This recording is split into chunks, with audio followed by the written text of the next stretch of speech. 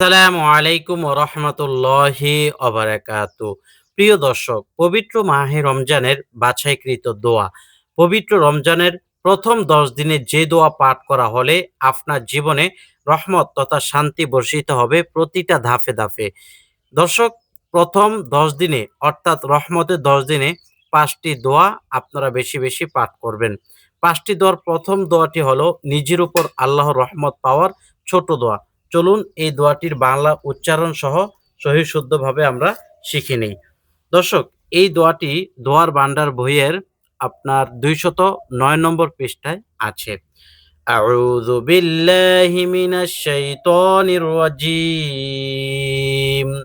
বিসমিল্লাহির রহমানির রহিম। রব্বিগফির ওয়ারহাম ইন্নাকা আনতাল আ'আজ্জুল আকরাম। উচ্চারণ: রব্বি গফির ওয়ারহাম ইন্নাকা আনতাল আ'আজ্জুল আকরাম। একটু ভেঙ্গে, ভেঙ্গে বলছি যাতে আপনারা শুনে, শুনে শিখতে পারেন। অর্থ: হে আমার প্রভু, আপনি আমাকে ক্ষমা করুন, আমার প্রতি দয়া করুন। নিশ্চয়ই আপনি পরাক্রমশালী ও অনুগ্রহশীল। ইবনে আবু শাইবা মওকুফ সূত্রে। এটি হলো প্রথম দোয়া। দোয়াটি কখন পড়বেন? ৫ ওয়াক্ত নামাজের পরেও পড়তে পারেন বা যেকোনো সময় কোরআন তেলাওয়াত করার সময়, কোরআন তেলাওয়াত করা পাঠ শেষ হলে এরপরে দোয়াগুলো পাঠ করতে পারবেন। দর্শক, ২ নম্বর হলো প্রতিটি কাজে বা বস্তুতে আল্লাহর রহমত তথা শান্তি পাওয়ার দোয়া। প্রতিটি কাজে আল্লাহর রহমত, শান্তি কি? যেমন আপনি আপনার ছেলে-মেয়ের বিবাহের কাজে হাত দিলেন। এই কাজেও যাতে আপনি আল্লাহ পাকের রহমত পান, আল্লাহ পাকের শান্তি পান। বাড়ি-ঘরের কাজে হাত দিয়েছেন, এই কাজেও যাতে আপনি আল্লাহ পাকের রহমত পান, শান্তি পান। এজন্য এই দোয়াটি আপনারা বেশি, বেশি পাঠ করবেন। দর্শক, এই দোয়াটি দোয়ার ভান্ডার বইয়ের ১৭৫ নম্বর পৃষ্ঠার সবার নিচে। আল্লাহুম্মা ইন্নী আসআলুকা বিরহমাতিকাল্লাতী ওয়াসিআত কুল্লা শাইইন আন তাগফির লি যুনুবি। আপনারা বলেন তো একবার, আল্লাহুম্মা, সবাই বলেন। ইন্নী আসআলুকা বিরাহমাতিকা আল্লাতী ওয়াসিআত কুল্লা শাইইন আন তাগফির লি যুনুবি। এখন বাংলা উচ্চারণ দেখে নেন। যারা আরবিতে এরপরও পারবেন না তারা বাংলায় সহযোগিতা নিবেন। আল্লাহুম্মা ইন্নী আসআলুকা বিরহমাতিকাল্লাতী ওয়াসিআত কুল্লা শাইইন আন তাগফির লি যুনুবি। অর্থ: হে আল্লাহ, নিশ্চয়ই আমি আপনার রহমত কামনা করছি যা প্রতিটি বস্তুকে বেষ্টন করে রেখেছে। মানে আপনার রহমত প্রতিটা বস্তুকে বেষ্টন করে রেখেছে। আপনি আমার গুনাহ ক্ষমা করে দিন। সুবহানাল্লাহ। তাহলে গুনাহও মাফ হলো এবং আপনার প্রতিটা বস্তুতে আল্লাহ পাকের রহমত নাজিল হলো। সুবহানাল্লাহ। দর্শক, এ পর্যায়ে আমরা ৩য় নম্বর যে দোয়াটি শিখব, মা-বাবার উপর রহমত বর্ষিত হওয়ার দোয়া। মা-বাবার উপর রহমত বর্ষিত যদি হইতে হয় অবশ্যই আল্লাহ পাকের নিকট দোয়া করতে হবে।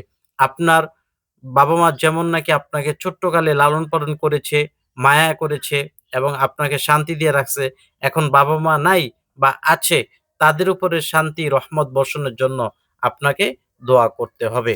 তো আমরা এটা শিখব এই দোয়ার ভান্ডার বইয়ের ৩৮১ নম্বর পৃষ্ঠা থেকে।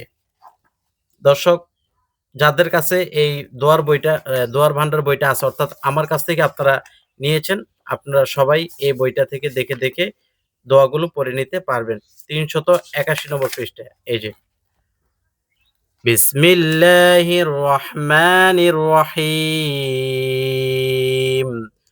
রব্বিরহামহুমা কামা রব্বায়ানি সগীরা।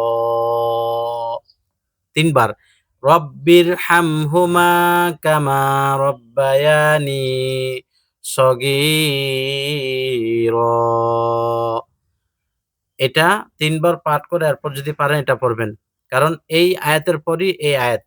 রব্বি আদখিলনি মুদখালা সিদকিন ওয়া আখরিজনি মুখরাজা সিদকিন ওয়াজআল লি মিন লাদুনকা সুলতানান নাসীরা।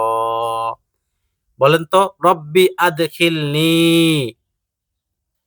মুদখালা সিদকিন ওয়া আখরিজনি মুখরাজা সিদকিন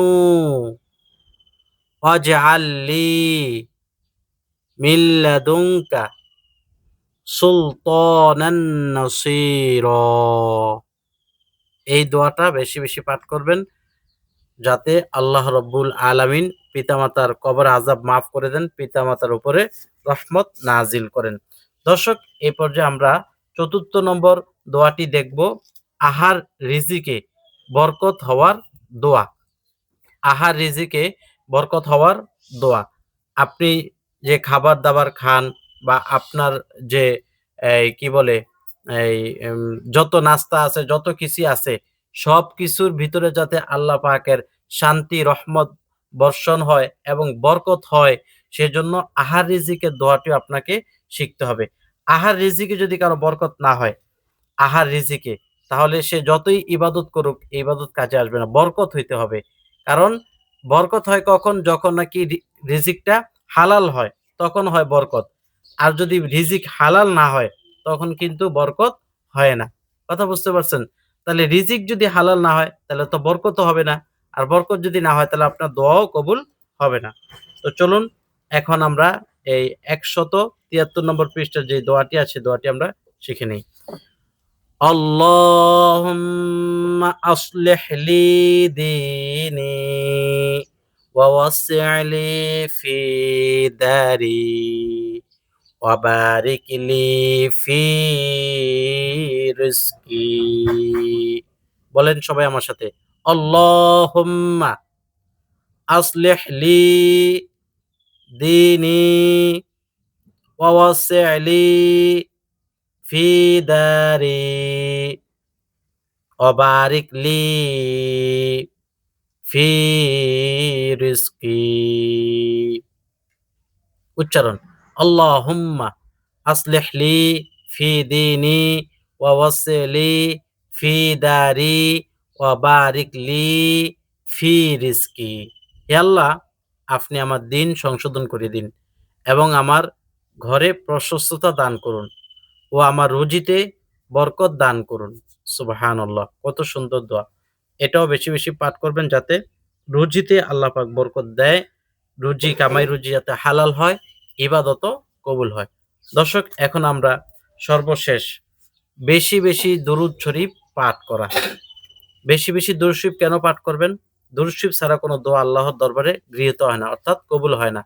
নবী করিম সাল্লাল্লাহু আলাইহি সাল্লাম বলছেন, ততক্ষণ পর্যন্ত বান্দার দোয়া আসমানে লটকে থাকে যতক্ষণ না সে দুরূদ শরীফ পাঠ করে। দুরূদ শরীফ পাঠ করলে এরপর আপনার দোয়াটা এটা আসমানে উঠবে বা আসমানে প্রেরণ হবে, আল্লাহর কাছে যাবে, প্রথম আসমান ভেদ করে। এজন্য বেশি বেশি দুরূদ পাঠ করা প্রতিটা ইবাদতে, প্রতিটা দোয়ায়, প্রতিটা ক্ষেত্র। বুঝাইতে পারলাম? তাহলে এখন দুরূদ শরীফটা আমি বলে দেই আপনাদেরকে। আল্লাহুম্মা সাল্লি আলা মুহাম্মাদ وعلى آل محمد كما صليت على إبراهيم وعلى آل إبراهيم إنك حميد مجيد اللهم بارك على محمد وعلى آل محمد كما باركت على إبراهيم وعلى آل إبراهيم إنك حميد مجيد। এটা সবাই পারেন কিন্তু শুদ্ধ করে পারেন না। আমি যেভাবে বললাম এভাবে শুনে, শুনে শুদ্ধ করে ইনশাআল্লাহ আপনারা পাঠ করবেন। দর্শক যদি ভালো লাগে তাহলে লাইক দিবেন। আর আমল টিভি চ্যানেল সাবস্ক্রাইব করে পাশে থাকা বেল আইকন বাজিয়ে রাখবেন। আসসালামু আলাইকুম ওয়া রাহমাতুল্লাহ।